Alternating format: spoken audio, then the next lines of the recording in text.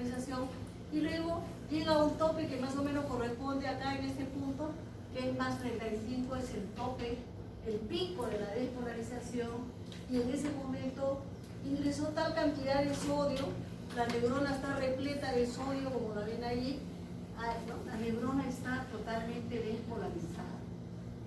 Lo lógico sería que si ingresó tanto sodio, el primer ion que salga debería ser sodio, pero no es así, ¿no es cierto? ¿Cuál es el ion que sale? El potasio. El potasio clásico, ¿no? Sí, pero en algún momento tiene que salir todo el sodio. ¿Quién se hace cargo de sacar todo el sodio que entró? La bomba de sodio y potasio. Entonces, la bomba de sodio y potasio también entra a tallar aquí, ¿no? La bomba de sodio y potasio tiene que sacar todo el sodio. La bomba de sodio y potasio comienza a trabajar activamente mucho más rápido. Dicen los autores que a la bomba de sodio y potasio se le va la mano y entonces acá hay una fase que se llama la fase de post-hiperpolarización. ¿Por qué? Porque es una fase negativa, ¿no? Post-hiperpolarización.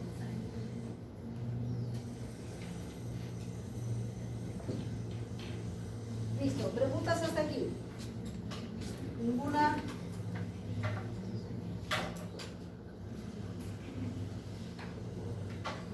Vamos a seguir pasando un poco de diapositivas si no hay ninguna pregunta. Esta clase es importante porque nos va a llevar de la mano a cómo funciona una neurona, ¿no? Entonces, ¿por qué he explicado eso? Porque le había preguntado a su compañero, ¿era importante el sodio y el potasio extracelular a nivel plasmático? Sí, es importante. Por esos intercambios, ¿no? ¿Qué hace la neurona?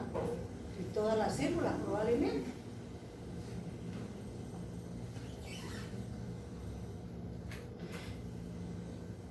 Hemos visto que el sodio es sumamente importante, igual que el cloro. Hubo un gran científico que se llamó Nernst. De ahí que hay algunas charlas, algunos estudiosos que le llaman nerd, ¿no? Ese es un nerd, ¿no? El famoso Nernst es un genio.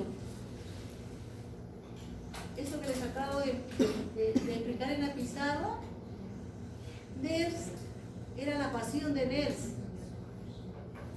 Y Nernst se preguntó, el sodio siempre está entrando a la neurona, siempre. Y lo saca la bomba de sodio y potasio. Pero yo pregunto, dijo Nernst, se hizo la gran pregunta de su vida, ¿en qué momento el sodio es capaz de salir de la neurona? ¿En qué momento el sodio puede entrar y salir al mismo tiempo?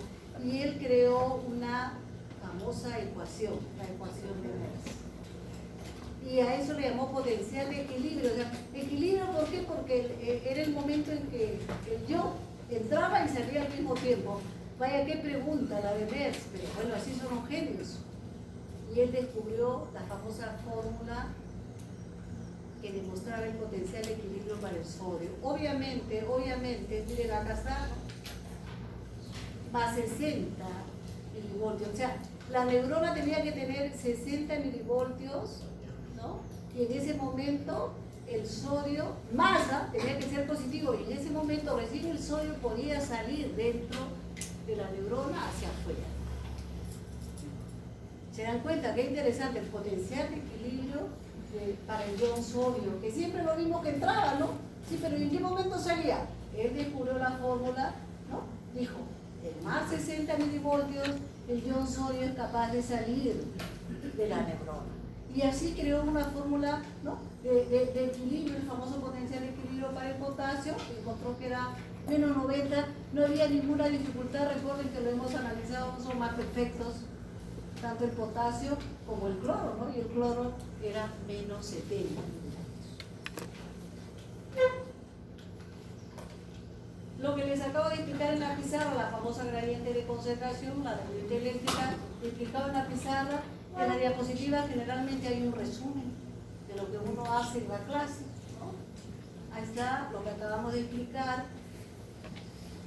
Obviamente el gráfico más perfecto, acá están los menos 70 milivoltios, ¿no? Acá está los menos 55 milivoltios. A esto, a nivel del Perú, este es un gráfico, ¿no? De España, de Estados Unidos, generalmente de Estados Unidos, pero que ha sido traducido al español. Entonces, ellos le llaman nivel de disparo. Aquí en Perú, nosotros le llamamos nivel umbral. En Perú le decimos umbral. En Perú utilizamos ese nombre, el nivel umbral, punto umbral. O también hay algunos que le llaman nivel de disparo, ¿no? En ese momento se supone que si tú llegas, ha ingresado tal cantidad de sodio a la neurona que está en menos 55 milivoltios, entonces ahí se dispara el potencial de acción. De lo contrario, ¿no? Acá tienes la fase de depolarización, la fase de repolarización. Si no llegas al nivel de disparo o al nivel umbral, no es un verdadero potencial de acción. Quedan los potenciales, como lo había mencionado, se llaman acá potenciales subumbrales, ¿no? Son potenciales pequeñitos. ¿Entienden el concepto de un potencial subumbral entonces? Cuando el estímulo es muy pequeño. Por ejemplo, yo le puedo decir, ¿cómo es que te llamas? Carlos. Carlos. A ver, Carlos, levanta la mano lo más alto que puedas. ¿Todos están viendo a Carlos? ¿Sí? Bájala, Carlos, por favor. Carlos escuchó la orden perfecta y levantó la mano. ¿Y cómo es que te llamas tú? Giancarlo. A Giancarlo le voy a dar una orden y vamos a ver, pero se la voy a dar en secreto, ¿no? A ver, vamos a ver.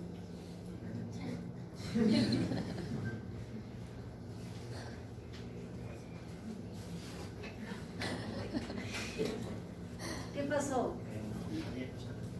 No escuchó bien. Escuche.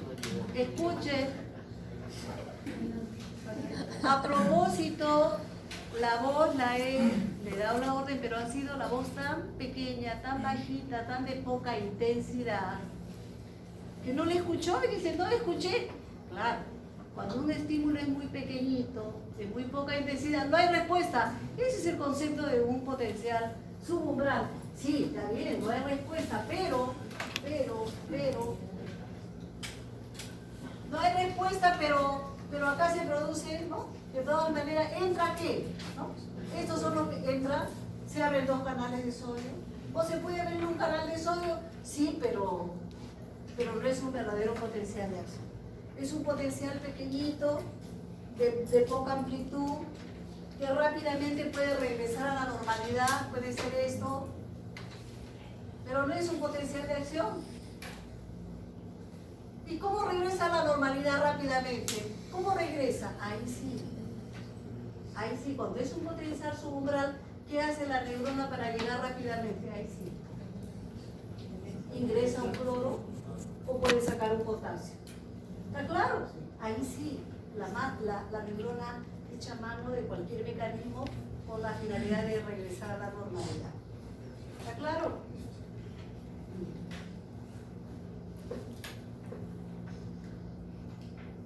Estamos en fisiología. Estimular a la neurona o a su axón es la misma cosa desde el punto de vista fisiológico. Por favor, es lo mismo, porque van a venir preguntas después. Entonces, ¿está claro? Entonces, aquí hemos dicho de que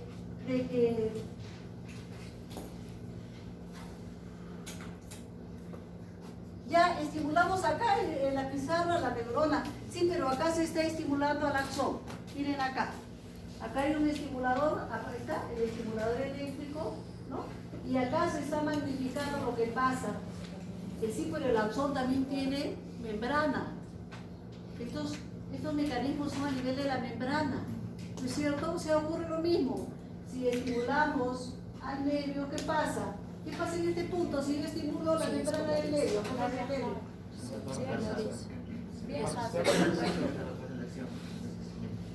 Se forma un potencial de acción. Sí, pero ¿por qué se forma un potencial de acción? Porque se abren los canales de sodio. Hasta ahorita estamos hablando de canales de sodio. En el nervio periférico se ve muy claramente. Se abren los canales de sodio para que ustedes formen un potencial de acción. O sea, estimular al motoneurona alfa o a la acción de la motoneurona alfa es la misma cosa desde el punto de vista neurofisiológico. Siempre se van a abrir los canales de sodio. Estoy hablando de la motoneurona alfa, ya veremos otras neuronas y veremos qué canalizar. ¿Está claro? Pero cuando se habla de la motoneurona alfa son los canales de sodio. Y a nivel de nervio periférico es la misma cosa. Cuando ustedes estimulan un nervio, se abren los canales de sodio. Cuando una persona, cuando un médico quiere sacar una uña encarnada de un dedo, ¿qué hace el médico? O del dedo, o del dedo del pie. ¿Qué hace el médico? Le pone la anestesia, él va, ¿no es cierto? ¿Y qué hace? Bloquea a los nervios que van a inervar al primer dedo, ¿no? Claro. Al dedo gordo, ¿no? Le pone por acá, lo bloquea. ¿Y qué significa que bloquea? Muy bien, eso es, bloquear los canales de sodio. ¿Está claro? Esa es la aplicación clínica.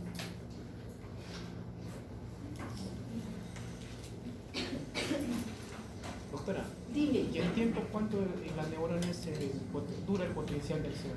El tiempo. Y es muy interesante, muy buena tu pregunta. Hay una clase especial que va a tratar de los nervios periféricos dependiendo, el tiempo depende de la rapidez de la neurona y del axón. Si es una neurona que tiene un axón bien mielinizado, hemos dicho que la velocidad aumenta, entonces el tiempo será menor. ¿Está claro? Entonces varía un poco, pero más o menos del orden de 0,5 a 2 milisegundos. Eso hay, como te digo, hay una clase. Ahorita seguramente va a aparecer por ahí una diapositiva que habla del azúcar. ¿Ya? Hay varias diapositivas que hablan de lo que tú estás preguntando. Doctora. Dime. Doctora, hasta ahora se ha hablado de algunos genes como el sodio, el potasio, el cloro, pero también va a participar el calcio como en otros. Claro que sí, me alegro que estés motivado, me alegro. Sí vamos a hablar, estamos yendo así de pasitos, para que no se asusten. ¿Ya?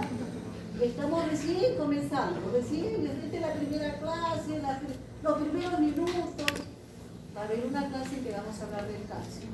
¿Ok? Entonces, sí, por supuesto, pero el calcio es importantísimo. ¿Ya? Bien. Sigamos, recién estamos comenzando. Muy bien que estén motivados.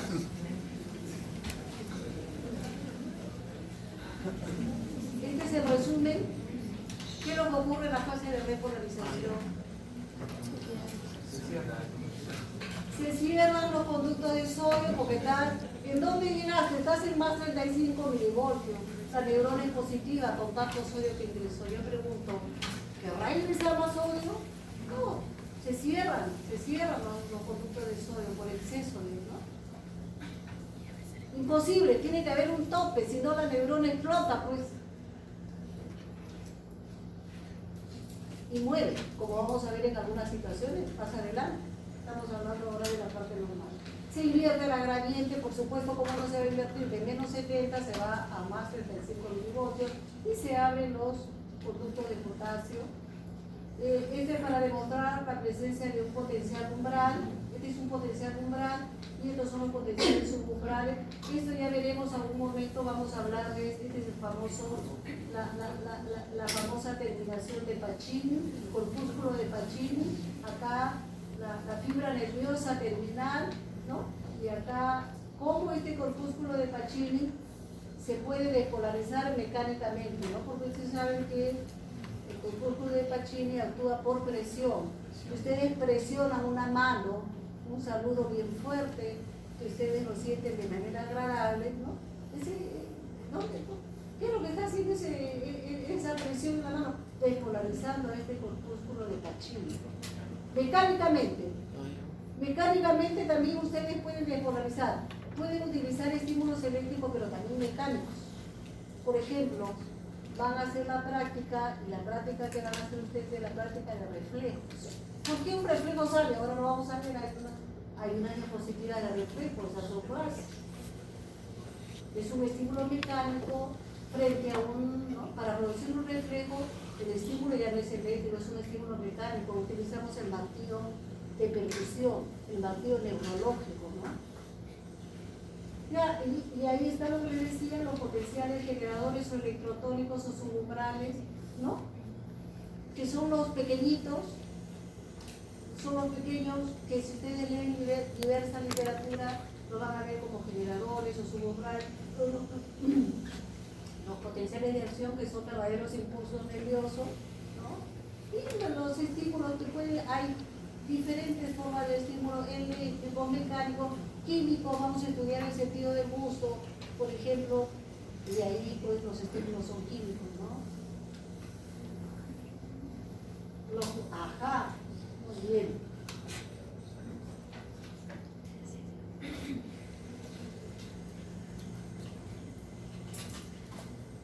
Hay miles, en el sistema nervioso tenemos millones, no miles, sino millones de neuronas, millones.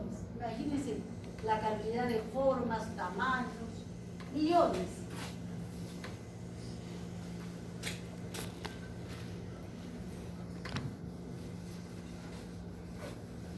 Acabamos de ver cómo una neurona, por lo tanto cada neurona tiene un comportamiento diferente, pero hay bases, la llamada bases neuronales, ¿no? Una neurona puede tener la característica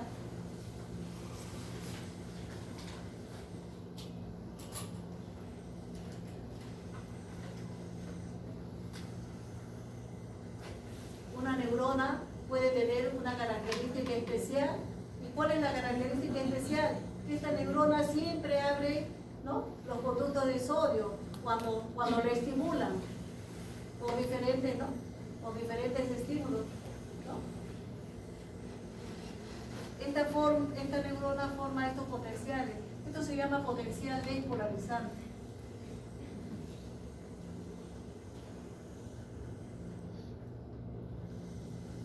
Hay otras neuronas que tienen otra naturaleza. Hay otras neuronas que están listas a abrir una serie de canales, como son los canales del cloro. Entonces, esta neurona forma este tipo de potenciales. Son potenciales negativos. A este potencial negativo se llama potencial hiperpolarizante.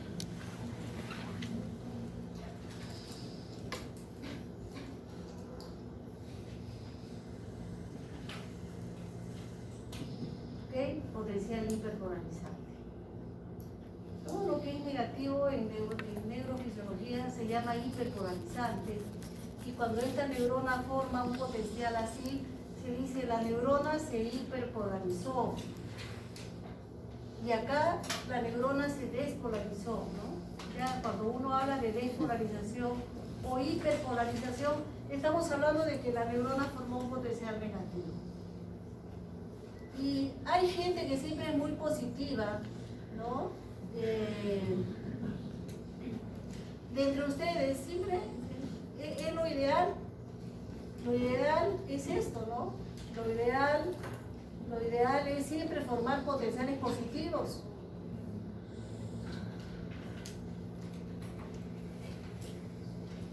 Dentro de ustedes deben haber alumnos que son muy positivos, ¿no? Y cuando uno dice positivo, aquellos alumnos que siempre están con una sonrisa,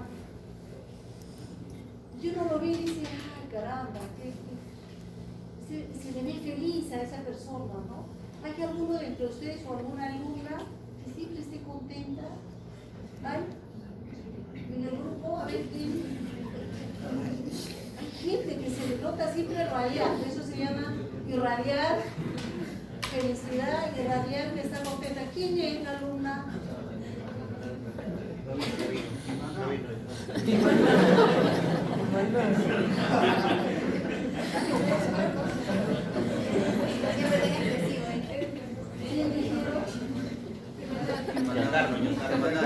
Giancarlo, bueno, ¿quién es Giancarlo?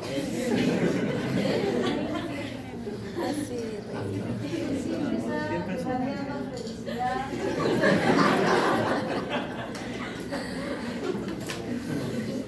Eso es bueno. Eso es bueno. Felicidades. Es lo más importante para preservar un ser humano. El cerebro es el que manda al organismo. Ese estado emocional que tiene él es un estado positivo, en donde predominan los neurotransmisores positivos. Hay neurotransmisores que son los neurotransmisores que están dando la felicidad, la tranquilidad. Esos hacen que funcione bien todo el organismo. A ver si mentira, todo está acá. Siempre digo, el cerebro. La serotonina es un neurotransmisor sumamente importante en la vida de un ser humano. Los niveles de serotonina adecuados están hablando de un buen desenvolvimiento. Cuando hemos visto gente deprimida que llega al suicidio, es porque hay deficiencia de este neurotransmisor que es la serotonina. Está demostrado. Cuando un paciente viene deprimido a nuestro consultorio, le damos antidepresivos. ¿Y qué significan esos antidepresivos? Claro, le debo dar la serotonina, pero no le puedo dar la serotonina porque la serotonina no atraviesa, ¿no?, la barrera hematoencefálica. Entonces, ¿qué le doy? Le doy su precursor. ¿Cuál es el precursor de la serotonina? Ya lo vamos a ver. La 5-hidroximetilketamina. Hay una diapositiva para eso. No se preocupe. Pero hay gente que lamentablemente no se lo recomiendo. Ahora ustedes son pequeños. Y digo pequeños porque están comenzando. Hay gente que siempre para con el ánimo depresivo. Hasta se nota, eso se nota en la expresión del rostro. Y no solamente es la expresión del rostro, es la postura. Una persona que está deprimida, si uno lo examina, generalmente está cabizbajo, ¿no?, camina meditabundo. Este es su caminar, ¿no? Su rostro totalmente serio, ¿no? O un rostro que expresa tristeza. Ustedes son gente joven, siempre tiendan a tener los potenciales positivos. Todo problema tiene solución, ¿no? Todo problema tiene solución. Hay que solucionarlo simplemente. Entonces, ya hemos hablado de los potenciales despolarizantes. Predomina el agente, ¿no?, el agente activa. Eso se llama excitación neuronal, mientras que hay potenciales hiperpolarizantes que son negativos. A eso se le llama, ¿no?, inhibición neuronal, causa de la depresión. Causa de la depresión. Sigamos.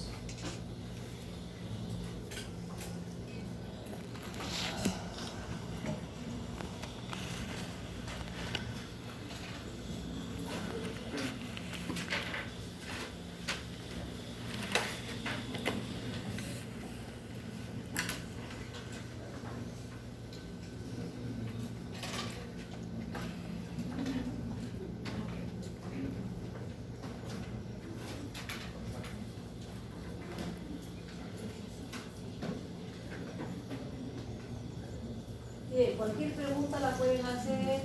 Ya, y este es el mecanismo de cómo cuando se produce, ¿no?, la despolarización de una neurona. Vamos a suponer aquí abajo este axón, es un axón mielinizado, aquí la vaina de mielina, es una neurona aquí, ¿no? Es una neurona a nivel proximal, la estoy dibujando, y este axón le pertenece a esta neurona. ¿Qué pasa? ¿Qué pasa?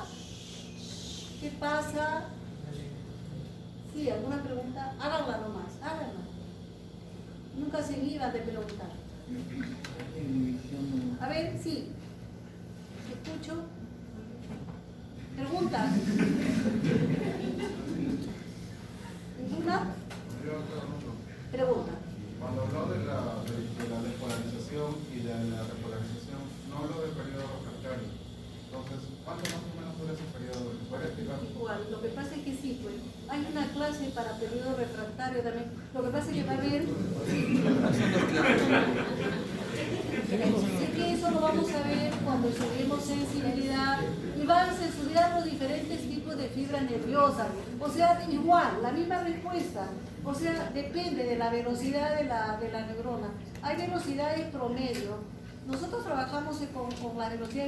¿Cuál es una velocidad promedio de un axón neuronal? Estamos hablando de en Perú se maneja 50 metros por segundo. ¿No? Pero hay neuronas que son sumamente rápidas, que ya no son de 50 metros por segundo, tienen 70 metros por segundo. Hay otras que son lentísimas, 2 metros por segundo. Las fibras C, que pertenecen al dolor, tienen 2 metros, son lentísimas. Es diferente, ¿te das cuenta? Entonces, si una fibra es lenta, va a formar potenciales lentos. Y si una fibra es rápida, va a formar potenciales rápidos. El periodo refractario es aquel periodo en que la neurona no puede volver a despolarizarse. Es un periodo de descanso que normalmente le corresponde a la neurona. Entonces, varía. También es variable porque si la neurona es rápida, va a ser corto. Si la neurona es sumamente lenta, va a ser un poco más largo. ¿Te das cuenta? Es bien variable. Por eso, pero eso depende de la velocidad de conducción de la fibra nerviosa. Y eso lo vamos a ver cuando hagamos la clase de sensibilidad. Hay una diapositiva en la que tienes esos periodos refractarios. Están de acuerdo a la velocidad, unos más pequeños, otros demoran más, otros, las fibras más lentas van a demorar más, tienen un mayor periodo refractario. ¿Te das cuenta? Pero efectivamente es variable, ¿ya? Respondiendo a tu pregunta. ¿Ya? Bien. Entonces, aquí estamos viendo, entonces, quieren ir, está bien, me gusta esa velocidad, ya están ustedes en sensibilidad. Yo recién estoy acá en la primera clase, ya ustedes están. Entonces, bueno, eso me sirve para correr un poco más. Bien, le fascina, está bien. Estoy viendo lentito porque digo primero que. No, está bien. Bótelo. Primero que me entiendan lo primero, digo yo, si no, ¿cómo voy a correr? Pero yo también Sí se puedo entiende. correr. Entonces, estamos acá, entonces, como el impulso nervioso, quiero que tengan buenas bases porque luego ustedes solitos van a pensar, ojo, las preguntas en el examen van a ser de aplicación clínica, pero tienen que tener bases bien sólidas para que puedan contestar. ¿Ok? Van a ser de aplicación clínica, porque eso es lo moderno. Los exámenes, ustedes cuando salgan de acá van a tener una competencia larga, cualquier cantidad de universidades ofertando médicos, y los exámenes del ENAM y del residentado médico son bravos. Entonces tienen que estar preparados para eso. ¿Ok? ¿Listo? Bien, entonces lo que les decía era lo siguiente, que acá este es un axón que está, pues, tiene la vaina de mielina, ¿no? Entonces acá es un nodo que se ha activado, una corriente eléctrica le llega en este punto y ¿qué pasa? Se forma un potencial de acción, ¿no? Entran las cargas positivas, se despolariza el axón en este punto, ingresa el sodio, se forma el potencial de acción. Sí, pero acá esto se volvió positivo porque acá hay sodio, sí, pero ¿y el nodo del frente que está en reposo? Está negativo. Hemos dicho que la corriente eléctrica se conduce y se puede formar un círculo eléctrico, un circuito, ¿no? Y que va de polo positivo a negativo. Es la primera vez que, encontrándose dos cargas negativas, se genera la corriente eléctrica. La corriente va de polo positivo a negativo. Cuando llega la corriente eléctrica aquí a este nodo inactivo, ¿no? Se despolariza este nodo. Y este se convierte nuevamente en positivo. Sí, pero el nodo del frente está negativo. ¿Se dan cuenta? Por eso se dice que el impulso nervioso es como un impulso eléctrico y es saltatorio. La vaina de mielina impide el paso de la corriente, por cierto, se ve en la necesidad de saltar de nodo a nodo. El impulso nervioso es saltatorio. Cuanto más vaina de mielina tiene un axón, más mielinizado es un axón más rápido. ¿Por qué? Porque el salto va a ser mayor. ¿Ok? ¿Está claro? Y acá, por ejemplo, acá este es un axón que ven mielinizado, acá los pasitos son más cortos, ¿no? Prácticamente acá, si esto desde el punto de vista didáctico, el pasito es más corto, ¿no? ¿Se dan cuenta por qué? Porque no hay vaina de mielina. Bueno, ajá, y ahorita, bien, perfecto, pasamos a lo que es la transmisión en la sinapsis, ¿ya?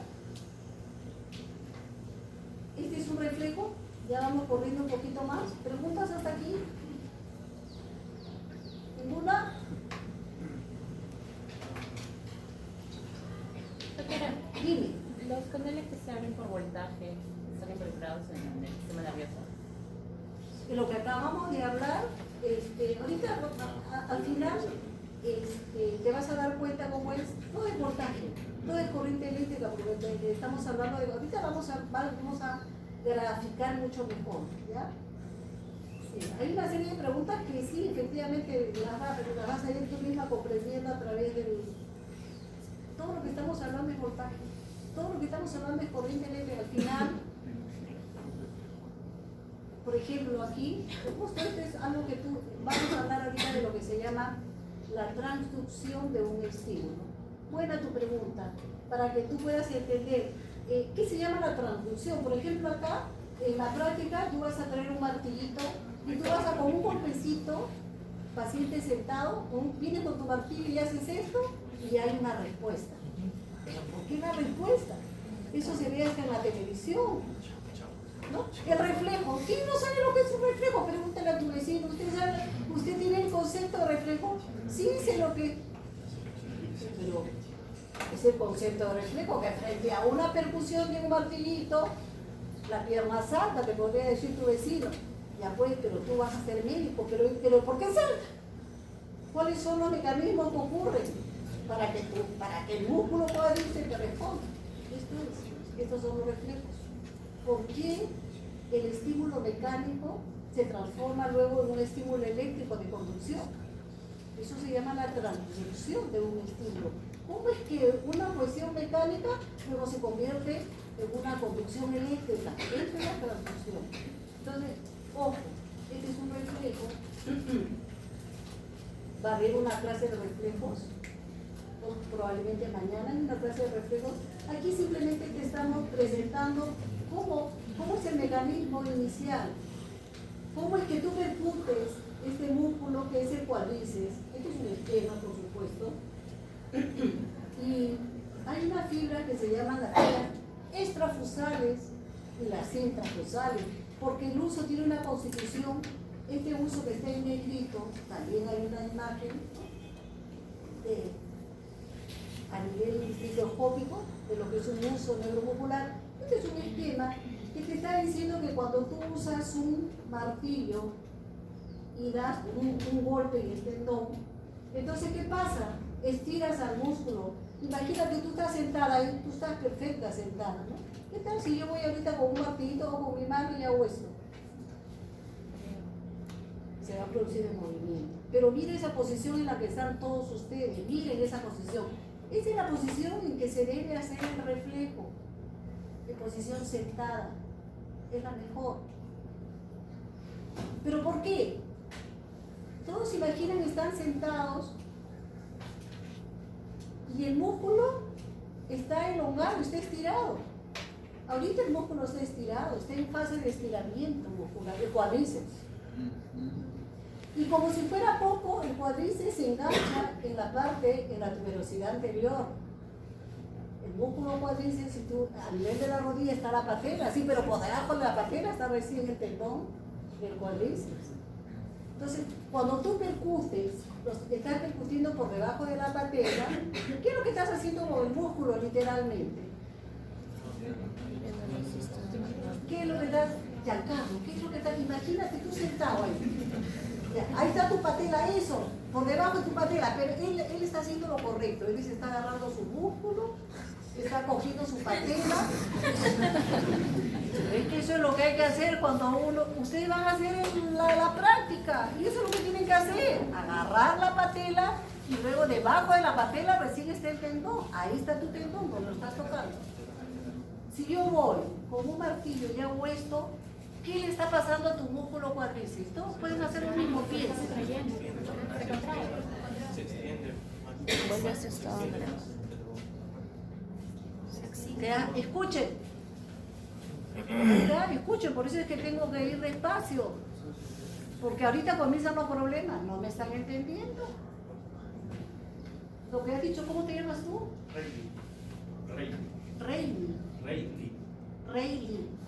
Rayleigh es correcto. Y no ha tenido que hacer, solo es así, o sea, ir despacio. Ir despacio. Ir despacio significa, él ha hecho lo mismo que su compañero Giancarlo y probablemente lo mismo que usted. Se ha agarrado debajo de la patela. Y la pregunta es, no corran, porque esto es que hay que demostrarlo tal como están ocurriendo los hechos.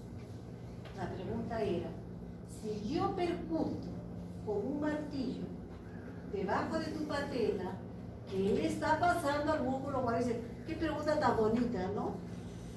Que podría ser pregunta de examen. ¿Qué le está pasando, Rayleigh? Se extiende más de lo que está. Se está estirando, pues.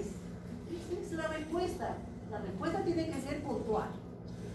La respuesta es que el músculo cuádriceps se está estirando. Esa es la respuesta.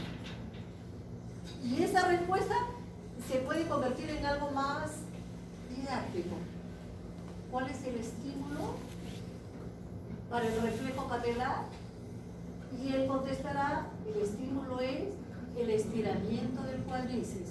Por eso es que este reflejo se llama reflejo de estiramiento del cuádriceps, reflejo miotático del cuádriceps.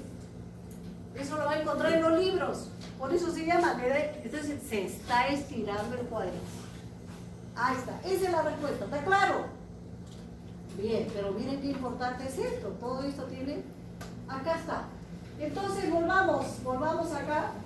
Rayleigh contestó, se está estirando el cuádriceps, claro que sí. Aquí estoy recién, se está estirando el cuádriceps. Como se está estirando todo el cuádriceps, se está estirando este uso, el negrito. Esto se llama el uso neuromuscular. Pero acá hay una fibra nerviosa que los autores ya lo van a ver al final. Ahorita todavía no está pintado el nombre, pero al final sí me lo tienen que saber de memoria. Se llama la fibra 1A.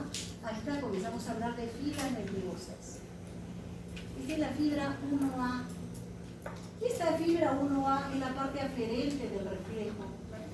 Hay un gráfico bien, hay un gráfico, ya lo vamos, cuando hagamos reflejo ahí va a estar el nombre 1A. Y esta fibra, entonces, esta fibra 1A está enrollada en este uso. Como Rayleigh dijo, como se estira este cuádriceps, se estira el uso, y al estirarse este uso, esta fibra 1A que está enrolladita, se desenrolla. Y al desenrollarse, mecánicamente se abren los canales de sodio. Entonces, ¿qué pasa con la fibra? La fibra se despolariza. Ahora sí está claro. Entonces, aquí esta fibra se despolariza y aparece este potencial. Es un potencial de despolarización. Acá está, es el potencial de despolarización. ¿Ok? Pregunta. La fibra 1A es lo mismo que las fibras que mencionaban extrafusales e intrafusales. Buena tu pregunta. Qué interesante tu pregunta. No. La respuesta es no. Tienen que aprender a responder lo que les pregunto. No, porque es la fibra, muy bien, excelente su pregunta, porque miren cómo me da. Es que tienen que, acá comienza a complicarse, ¿no? El asunto, ¿no? Esta fibra 1A que pertenece a esta neurona.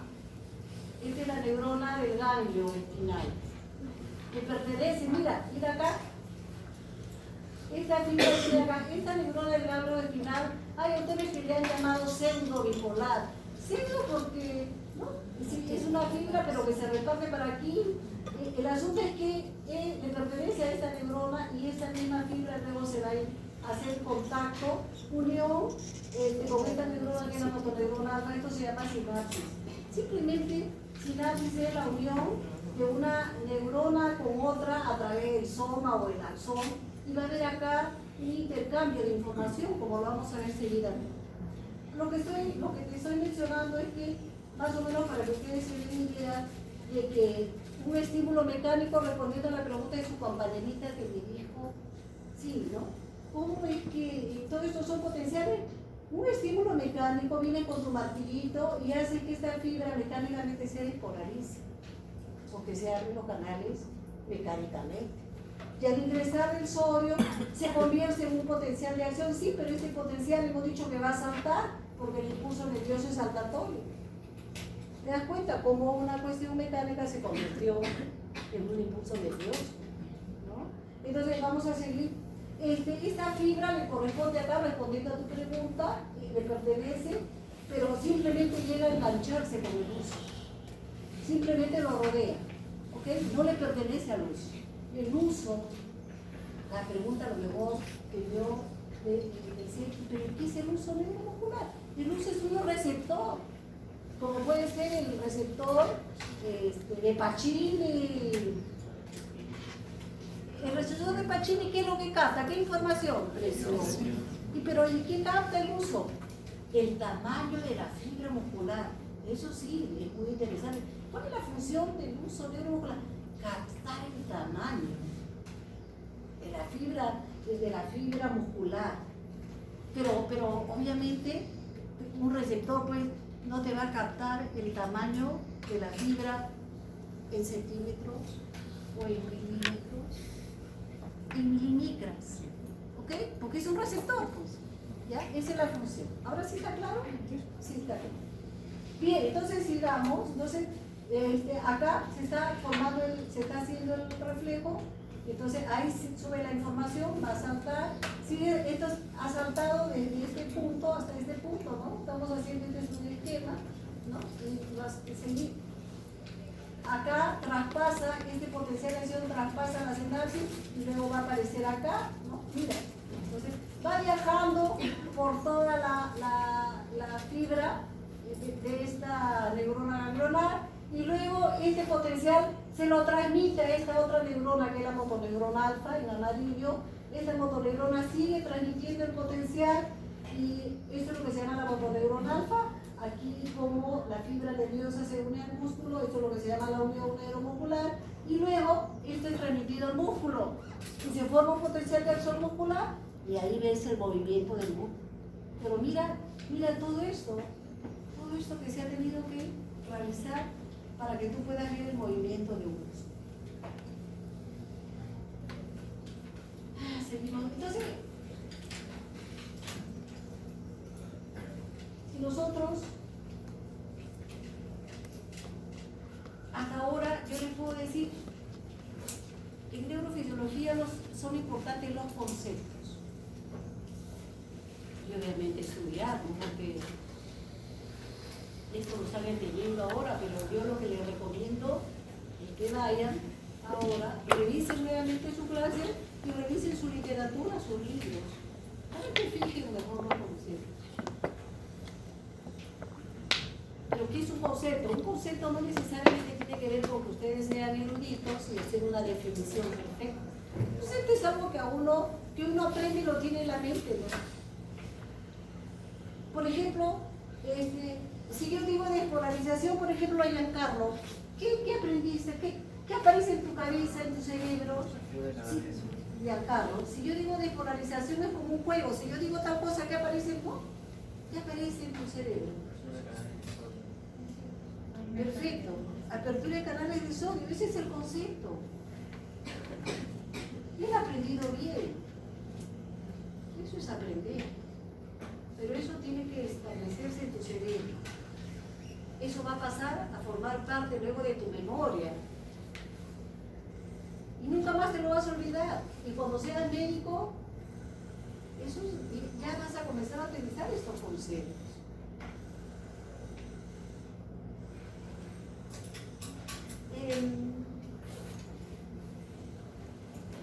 En medicina hay algo que se emplea con mucha frecuencia. En medicina, cuando ustedes estén en el ambiente hospitalario, en el hospital, me hace recordar que hay una cosa sumamente importante que uno, como médico, uno dice,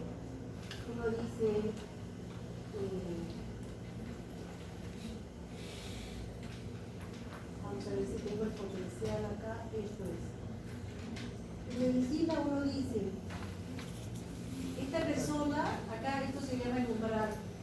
Muchas veces uno está pasando la visita y tengo varios pacientes, tengo una paciente que es increíble, sobre todo algunas mujeres,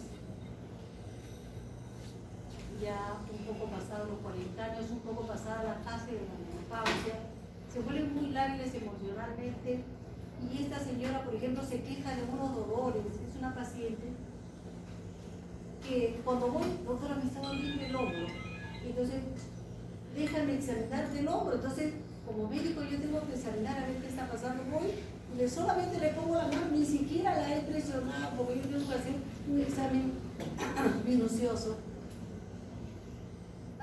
Grita, ¿no? Pero grita. Y asusta incluso hasta la técnica. Me acuerdo que la técnica se quedó asustada. ¡Ay, doctora, me está doliendo! ¡No me toca! ¿Te duele? Sí. Tan pronto usted pone la mano, me toca.